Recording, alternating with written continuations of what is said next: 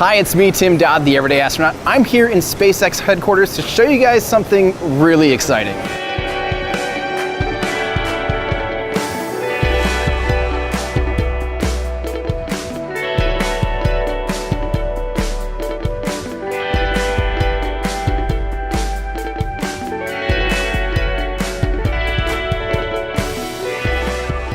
SpaceX allowed us an extremely rare opportunity to actually film inside their headquarters for a chance to check out how they're training NASA's next generation of astronauts for the Commercial Crew program. Now, they didn't let us just shoot willy-nilly anywhere, but we did get some really cool behind-the-scenes look of some amazing things. In case you missed it, we already gave you a mini tour of SpaceX's awesome spacesuit, but as promised, today we're gonna show you a Crew Dragon mock-up, the software trainer, the ingress-egress trainer, and even one of the first Crew Dragon capsules that will have astronauts on board. So first up, let's check out this mock-up.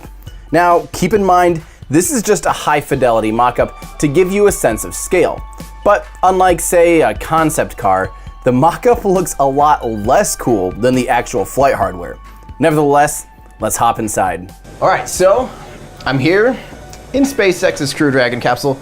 Looking up at the view here, there's a couple touch screens, about 3 of them, and there's very few buttons. This thing looks like basically like a set of iPads, about 3 of them, and then there's only 2 knobs on this whole thing and about 40 buttons or so. This is a very minimalistic design. It's a pretty big change from, say, the Soyuz capsule, and right now where I'm sitting, I don't see the need for any of those poking sticks like they need on the Soyuz capsule. So this is a pretty good look here. It feels great. It's nice to see what this is really gonna actually look like in the future. There's a lot more to check out.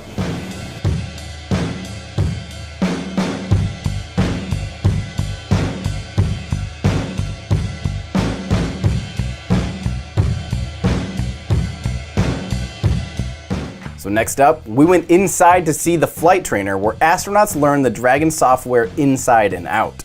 This is actually where the astronauts are training how to ride in the Dragon capsule. I'm gonna hesitate to say they're gonna fly the Dragon capsule because if all goes well, they're kind of out of a job as far as pilots go, because really this whole thing is autonomous and all the screens here and all the buttons are basically for information about, they can actually see things like where's the next ground tracking station? Are we going to actually have communications with the ground?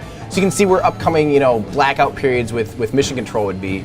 But they can even see things like upcoming events. They can scroll up and actually see a tab of like, oh, we're going to jettison the nose cone here in a second. And they can actually get planning on where they're at in the mission, which is really cool. It kind of looks almost Kerbal Space Program-esque, if I dare say that, where it's as you would kind of expect. It's nice and simple and intuitive. And then there's of course manual controls for some of the things that you would want manual control over as a contingency, because of course, in a nominal situation, and as we hope to go, the astronauts pretty much just get to hang out. This is their autonomous ride to space. And for the most part, the only reason they're even are trained is as a contingency, because otherwise, this thing is just gonna take care of itself, which is a very 21st century way of having a spaceship. I love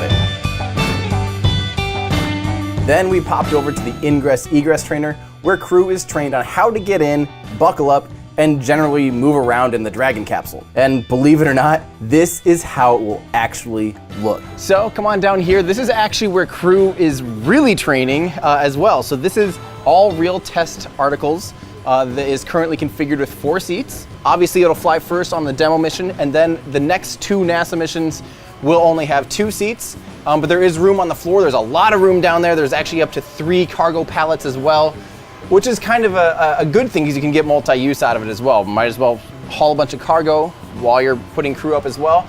These seats are not stationary, believe it or not. They actually move up to the screen and to the controls, which is really cool. I know when the Dragon was revealed at first, Elon pulled the screens down, but this is a little different, so the seats will actually actuate up, getting you closer to the screen, which is I never thought of doing that. It's a really cool way to do things. It's got that quintessential stark beauty that is SpaceX, and it's just really cool to see it actually in person, because this is as close to flight hardware as I'm probably ever going to get. So it's really cool to see it up close and personal like this. And obviously you have, this is the main hatch where they're going to get in and out of from the White Room on 39A.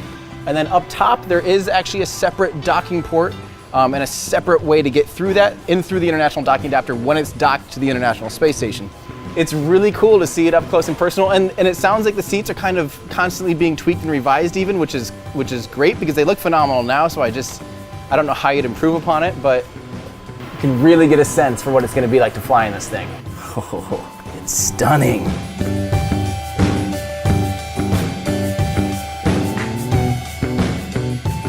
And with that, we wrapped up our time with the egress-ingress trainer and then went down on the factory floor to actually see where the Dragons are being manufactured inside the clean room. Wait, are Dragons manufactured or hatched? Let's just call this the hatchery, just to be safe. So I'm here at the clean room where they process Dragon and Crew Dragon, and behind me is the pressure vessel for Crew Dragon.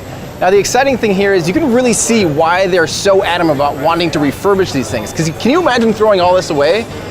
There's a lot of really high-end, expensive hardware on that thing, so it does make sense that they're going to be reflying the Dragon capsules as well. Although, it does sound like they won't be reflying Dragon capsules for human use. It does sound like they'll tear these Crew Dragon capsules down for reuse as cargo vessels, kind of like how they're doing that right now with their current Dragon capsules. But this is all different from Boeing, who'll be trying to reuse their Starliners up to 10 times. You know, mostly because they actually land on land. But SpaceX will be reusing it, but just not for humans. So you can see down below, on the bottom side, those are where the skirts kind of end up. They hide all of the fuel tanks. So there's actually life support systems and fuel tanks for those Super Dracos that hide in there, and the regular RCS, the reaction control systems. They have these Draco engines. And so all of the tanks actually go around the bottom of it, and then they put these cool looking aerodynamic cones, the skirts over top of that. But this is a good shot of it in process, which you don't always get to see.